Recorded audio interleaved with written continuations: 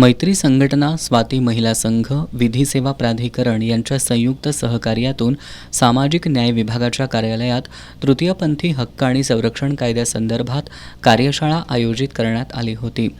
मैत्री संघटनेच्या मयुरी आळवेकर या कार्यशाळेच्या उद्घाटन समारंभाच्या अध्यक्षस्थानी होत्या.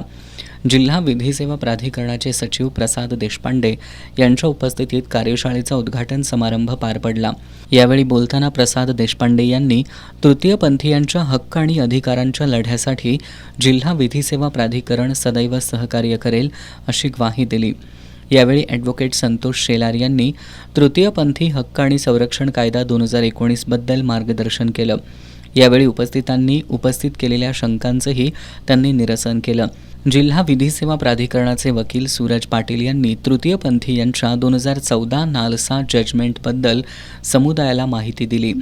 त्यांनी 2014च्या सर्वोच्च न्यायालयाच्या निर्णयानंतर तृतीयपंथी समाजाला स्वतंत्र लिंग ओळख मिळाली आणि सर्वसामान्य समाजासोबत जगण्याचं स्वातंत्र्य मिळालं असल्याचं सांगितलं.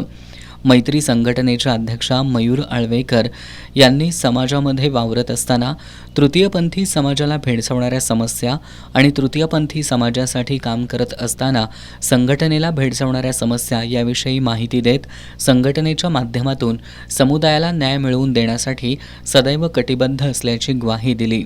यावेळी बार असोसिएशनचे joint secretary Raju Otari, faith फाउंडेशनच्या देवी कोरगावकर, समाज कल्याणच्या सुरेखा डवर, जिल्हा एड्स नियंत्रण आणि प्रतिबंधक विभागाचे मकरंद चौधरी, मॉडर्न होमिओपॅथीच्या ऐश्वर्या जाधव, मनीषा हेरवाडकर, सुरक्षा क्लिनिक समुपदेशक श्रिया पाटील, युवा ग्रामीण विकास संस्था आरोग्य प्रतिबंध विभागाचे प्रकल्प व्यवस्थापक मोहन सातपुते, शिवानी गजबर, अमोल जोगदंड, मैत्री संघटनेचे पदाधिकारी अफजल बारसकर, शुभम खांडेकर, अंकिता आळवेकर तसंच तृतीयपंथी पारलिंगी समुदायाचे प्रतिनिधी उपस्थित होते.